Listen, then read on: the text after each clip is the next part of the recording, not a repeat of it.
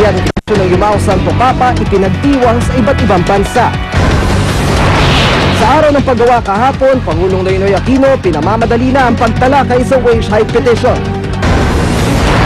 Presyo ng Pinoy Tasty tataas simula sa susunod na linggo. Official photos ng kasal ni Prince William at Catherine, Duchess of Cambridge, silipit. At Mariah Carey nagsilang ng kambal sa araw mismo ng kanyang wedding anniversary. Huwag mahuli, tutok na sa unang balita. Magandang umaga, narito na po ang mga unang balita.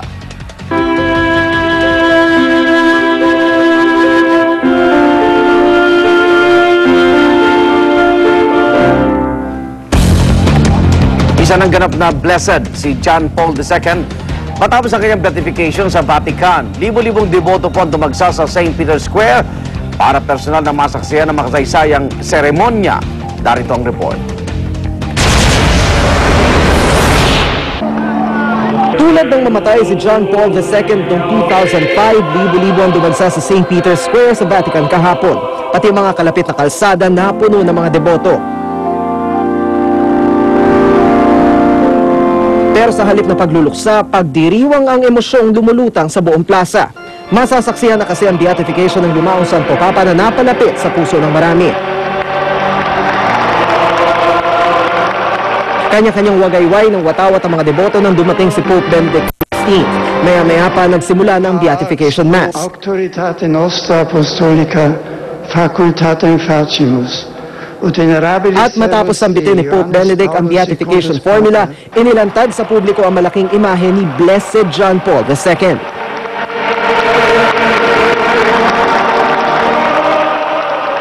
Napuno ng pagpupugay ang St. Peter's Square. Idineklara rin ang October 22 bilang feast day ni John Paul II. Ang ilan naman hindi napigilan ng emosyon. Pagkatapos ng proklamasyon, dinala kay Pope Benedict ang isang ampule o maliit na lalagyan ng dugo ni John Paul II para gamitin sa veneration of the faithful.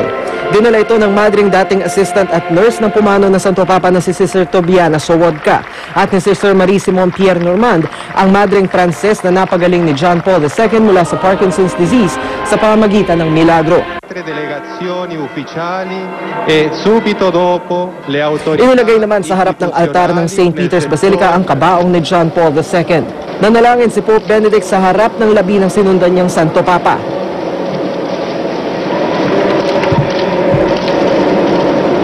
Maya-maya pa, isa-isang lumapit ang mga kardinal sa kabaong para halikan ito.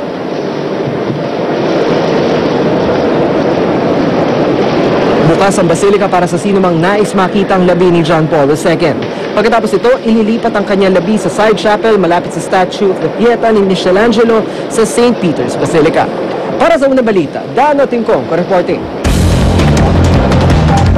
Isang GMA News sa mga nakapasok sa St. Peter's Basilica sa Vatican para makita ang kabaong ni Blessed John Paul II.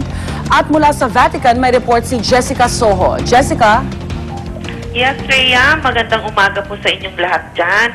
Maghahating gabi na po dito sa Rome. At hanggang sa mga oras na pong ito ay mahaba pa ang pila para sa mga deboto na gustong magbigay-pugay at masilayan o ma-venerate ang labi ng Blessed John Paul II. Ang kabaong po ni Pope John Paul II ay tinanggal mula sa nicho sa ilalim ng basilika at ito po ay inilagay sa altar ng St. Peter's Basilica at ito nga ho yung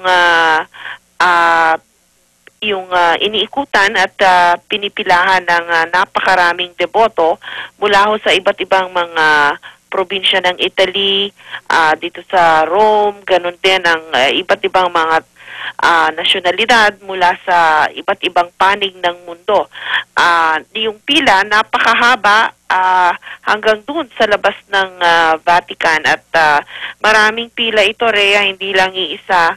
Gayunman parang hindi maubos-ubos yung mga deboto na gustong makalapit doon sa remains ni Blessed John Paul II.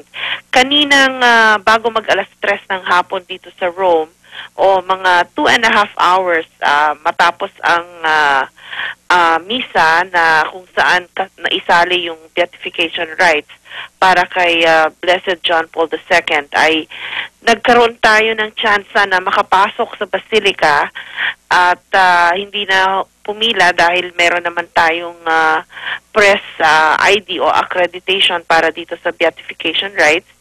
At swinerte tayo na nakapasok ng medyo mabilis. Nakita natin yung unang bugso ng mga tao na nakapila para ma-venerate nga ang remains ni Blessed John Paul II. Pagpasok ko doon, andun nga yung kabaong ni John Paul II. Simpleng-simple ito, gawa sa kahoy, dahil ito rin yung ibinili niya nung bago siya pumanaw noong taong 2005. Ayaw daw niya ng magarbong kabaong, gawa lang sa kahoy, at walang masyadong mga arte, yung design very basic, no? Tapos sa isang panig ng Basilica ay andun yung mga taong papasok. Ito yung pila nung gustong makita nga yung remains ni John Paul II. Yung kabilang bahagi ng Basilica, nandun naman yung papalabas. Pero sa nakita ko kanina, yung mga pumupunta marami sa kanila ayaw umalis. So, nagsistay sila doon. May mga nakaluhod, merong mga nakatayo at nagdadasal dito sa kabaong ni John Paul II. Merong nakatayong mga Swiss guards malapit sa kabaong. Ito yung mga nagsisilbing gwardya. Bukod dyan, meron pang ibang mga nagbabantay dito sa pag-venerate nga kasi sana inaasahan nila na sana wag magtagal yung mga tao dun sa altar para mas marami ang makapasok, mas mabilis yung proseso ng pag-venerate. Ayun, nakalapit tayo, medyo sunerte tayo na dun sa altar kanina, katatapos lang kasing mag-venerate ni Pope Benedict at nung ibang mga kardinal doon sa loob ng St. Peter's Basilica nga. Kaya nung nandun tayo, meron pang mga mangilan-ngilang mga kardinal na nandun na nakaupo, at yung isa sa kanila, yung kardinal ng Congo, nalapitan natin at na-bless niya rin tayo, no? Kasi pwedeng magpa-bless dun sa mga cardinal na naabutan nga namin. So, yun ang nakita natin kanina sa St. Peter's Basilica. Napakarami pa rin po yung mga pumipilang deboto. Medyo yung iba mabagal ang paglabas dahil nag-stay sila, naglilinger para magdasal. Rhea, may kwento ko lang na paglabas namin ng Basilica, dun sa St. Peter's Square, tiyempong tinugtog yung Tell the World of His Love, yung kanta na naging theme song ng World Youth Day noong 2005 sa Pilipinas, na itinaon din sa pagbisita ni Pope John Paul II noon sa Pilipinas. Nakakatayo ng balahibo kasi biglang narinig yung kanta na medyo matagal na natin hindi naririnig, at I think napakalaking honor para sa ating lahat na pinatugtog doon sa St. Peter's Square yung theme song nga ng World Youth Day at papal visit sa Pilipinas noong taong 2005. Katapos naming manggaling sa St. Peter's Basilica, Rhea, ay nagkaroon din ako ng chance na ma-interview ang isa sa mga Filipina contemplative nuns ng Monastery of St. Clare. Ito si Sister Virgie Tubong Abra. Kaya, alam mo, hindi kasi lumalabas itong mga mongha mga contemplative nuns. Alam natin na confined lang sila dun sa kanilang monastery.